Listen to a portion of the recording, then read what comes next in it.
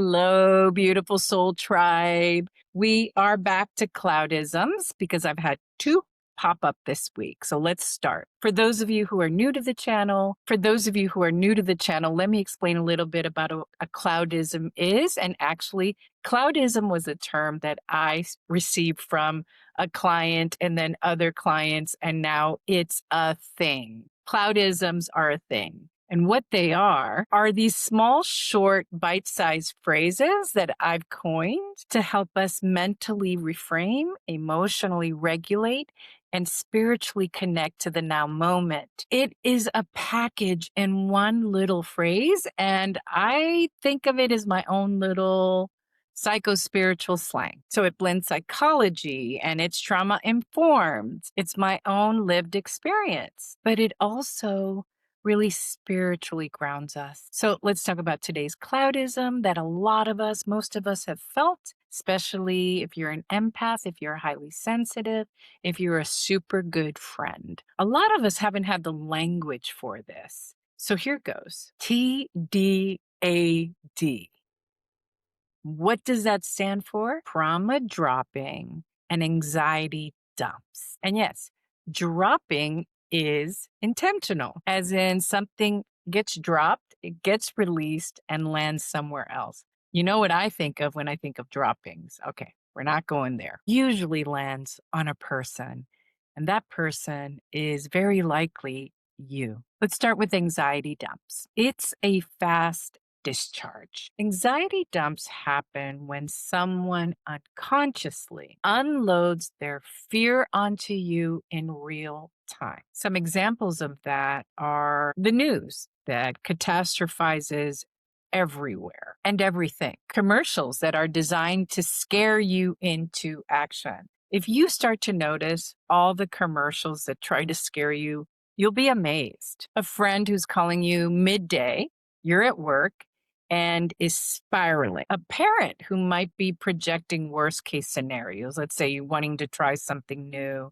or be with someone, and they immediately start to dump on you all of their fears. A partner who can't self-soothe. Anxiety dumps usually feel urgent, impulsive, compulsive, contagious. The timing is usually always off, which is part of what makes it so startling. And they land inside of you. They literally land inside of you. Your thoughts start to race. You can feel yourself contract and get tight. You might feel agitated. You might even feel a little angry because fear and anger go together all the time. The anger helps us protect from the fear. Another way it shows up is that you have this strong desire to fix something, to save someone, to reassure, to respond, to soothe them. And for empaths, this has a two-prong approach, is that we are hardwired to help, but also we're hardwired to harmonize the environment, because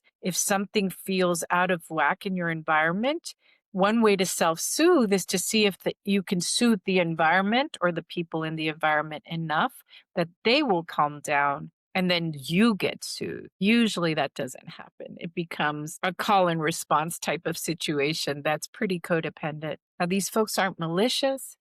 It's usually very unconscious, because if there was awareness and consciousness, they might know that they would need to self-soothe or take a pause before anxiety dumping. So not malicious, usually unconscious, and very invasive. Let's go with trauma dropping. Same idea, right? These two can go together really well. They pair really well. And trauma dropping is like this slow transfer, and it's different and it's way deeper. Trauma dropping happens when unprocessed trauma gets released into another person's nervous system, often without words, but words come with it too. And this can come from one group to another group, one ethnicity to another ethnicity. For sure, when a whole group has suffered, this can certainly come from our parents. That's the most logical option, is that it comes from our caretakers, that their trauma is just passed on. We inherit it through trauma drops. So they're relational and they're inherited and they're normalized. Trauma drops happen from parent to child, from partner to partner, from untreated individuals to their safe person. That's that's where it connects with anxiety dumping, from helpers to other helpers. And yeah, sometimes from therapists who haven't done their own work. It's a form of projection, except for it it really takes root inside of the person. So trauma drops feel heavy, foreboding, they feel sticky, they feel overwhelming. Sometimes you might be able to distinguish, like, hey, this isn't mine, but they're so powerful. They come loaded with so much emotion that it might even land in your body, but take root in a whole different way than what the trauma person is feeling. It's like a form of dread, but it doesn't have a very clear story with it. And one of the key characteristics is that it doesn't feel like imagination, it feels real. You could tell that it's feeling real for the person, although you do have a sense that something is extremely disproportionate. Even if you can make that distinction, it is still taking root inside of you. So let me give you a really good example, and I'm going to use myself. As a little girl, I was left at night alone often. I had two brothers, and we were left alone for all sorts of reasons that I understand more now. But when you're a child, all you know is that you've been left alone a lot. So when children are left alone a lot, there are very real dangers and sometimes imaginary ones, right? Every sound, the closet is scary. The house feels dark and ominous. And yeah, there's predators for sure who know when children are alone. So you feel all the creepy crawlies. I felt like there I was, unprotected a lot. So believe it or not, what developed wasn't so much, although this was true too, but it wasn't so much the fear of being alone. It was this dread, this terror that something terrible would happen. Terrible that I was left unprotected, but also this shaking fear that out in the world, terrible things were happening and were happening to my parents. It was this strange combination of feeling unprotected, wanting to protect, feeling like just something horrific was right on the edge of my bed. So, guess what happened when I became a mother? This anxiety showed up. No, it wasn't even anxiety. This trauma reaction showed up when he went out at night for very normal things, for what normal teenagers do. They go out with friends, they go to parties, and I would be gripped. I could not concentrate. So if anyone knows about anxiety and panic attacks and reactions that are related to trauma, you will understand this completely. It looks very bizarre and strange to others because what's happening on the outside is very, very normal. And my mind knew that this is very normal. And in fact, I really wanted him to have that life, that teenage young adult life where they were just going out and going to parties and dating people and just having a good time. But I would be gripped with the fear that, thank God, I knew I was conscious. I knew this was old. I knew it was from my childhood. Get this, even though I knew, even though I was a therapist who is trauma informed, it's still like a ghost would take over. That trauma got dropped into my son. Now, spoiler alert, we've done a lot of conversing. You can imagine, poor guy, around repair, repair, repair. We've talked a lot about it. We've implemented a lot of tools, and I don't feel it as much anymore. It's when he first started, which I really realized this. So it was for sure anxious attachment inside of me because when I was little, it was my parents. So any close relationships I had this horrible feeling. It was like this package of abandonment and fear and terror and unprotectedness. Whew, intense. The demons were intense. So, what it looks like is constant warning him, fear based monitoring, urgency, sometimes overprotecting him. I remember one time we were in Bali. I was with a really good friend of mine, and our boys, who were the same age, we're talking early 20s, we're out with my friends, colleagues, and these were a group of lawyers, young male and female lawyers who were showing the kids around Bali, going to different clubs and having a great time. I had gone to sleep very restfully, completely, because he was in good hands. His friends were in good hands. I just felt like, oh, I'm so safe. I'm just going to go to sleep. So I went to sleep. What happened was I woke up at 2 a.m. in a terror. So that's what I mean by these trauma that we aren't processing our unconscious. And he wasn't answering his phone, although he was with a group of professionals who were older than him. So I started to panic that I could not find him, even though this was the most appropriate, safe situation to be in. And it was, for me, extremely embarrassing. He was embarrassed. And this is how I dropped my trauma inside of him. Because the way that it's been paired is that when he's having fun, my mom is afraid. So we've had to do a lot of work because he's doing normal everyday stuff, which is what happens with trauma, is that we dump our fears into the next generation. Please don't worry. He goes out all the time. This isn't happening. In fact, this was the way that I discovered the deep work that I had to do and the deep work that we had to do together, because none of this was related to him. And it required a lot of accountability on my part, like owning this is mine. And that was real too, because leaving left alone so often as a child actually is part of my complex post traumatic disorder. So I had to acknowledge that that was real for me, that those fears were real, that danger did happen to me, but that wasn't my son's story.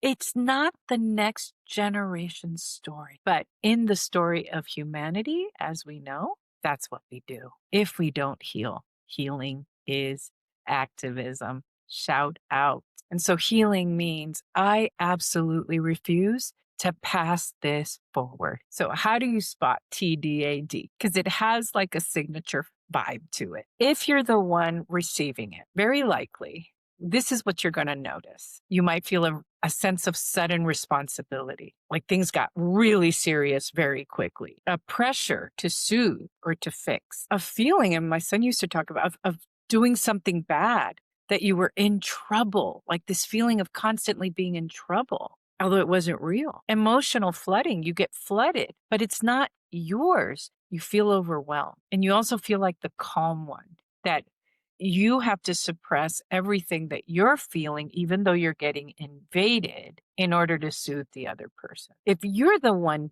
doing it, okay?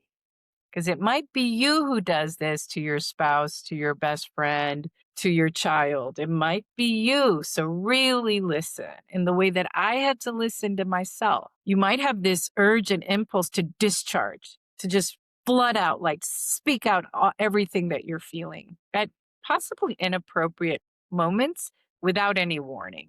That's what makes this a dump or a drop. You might be making repeated calls to the same person. Yeah, you might keep like reminding, monitoring, warning. It might give you temporary relief, but then it happens again and you need someone else to soothe you. You might feel extremely panicked when you're not reassured. TDAD is very fast and it's relational and it does regulate, but it only regulates one person. And it only regulates for a very quick moment because then you're back doing it again. So let me tell you what the trap is. This is where it gets sticky. When someone's not getting treatment for anxiety or trauma, they will recruit another human system. And that human could be, again, the spouse, the child, the best friend, the helper, the strong one, the calm one. we're not talking in normal ranges here. It feels addictive. It definitely feels impulsive and compulsive. Because of course we want to call our best friend when we're distressed. Of course we want to call a parent. Of course. But without realizing, and this is the trap, you or the other person becomes the medicine, you become the treatment, and you're the 1-800 hotline constantly. So you're basically the outsourced regulating system. Going to want to enable this, but it does become enabling until the other person heals it. And they might blame you for what they're feeling. So what if I blamed my son? No, when we're healing, when we are processing, when we're acknowledging, when we're taking responsibility for our own stuff, we can quickly bring that back and say, that's not yours. That's mine. This is my work to do before I use you as my 1-800 hotline to soothe myself. So, heed, empaths, therapists, healers, you were likely parentified as a child. Here's a very specific caveat, super important. It's like a clause. You were probably parentified. And what that means is that one of your parents came to you all the time and told you everything. You were told all of the anxiety dumps and the trauma drops about maybe your other parent, about what was going on in the family. You were also praised for being very mature or being very calm. Well, yeah, because the child has to grow up very quickly, especially if they're being valued as that best friend. You were valued for fixing because any empath, any good hearted human, any child who wants their parent back as the adult will try and fix things. It makes sense. It's part of our heart to want to help and save. And you were rewarded for holding it all together. The trick is, of course, you might have been suppressing your own feelings. You didn't even know you had needs until you're an adult. And you realize this is the role you've been playing a lot for others. And very likely, and I talk about this a lot in the Empath Leader, you might confuse being needed with being worthy. So you're going to attach to that identity. You're going to feel like boundaries are cruel. You might feel like they're going to leave you if you say, hey, I just don't want to do this anymore. You might feel like they're going to abandon you. You might feel like you're losing your identity. This is what makes you valuable. But since this is a Cloudism, let's mentally reframe. You're not here to be someone else's nervous system because you have to soothe yours. It's very likely if you're watching my channel, you're discovering your own needs, your own hurts, your own places where you need to soothe. Yes, your presence could be very healing and it does provide medicine. Presence definitely provides medicine. Both parties have to be doing the work. Your spouse, your parent have to be doing the work. In my case, my son said, Mom, this is how it makes me feel.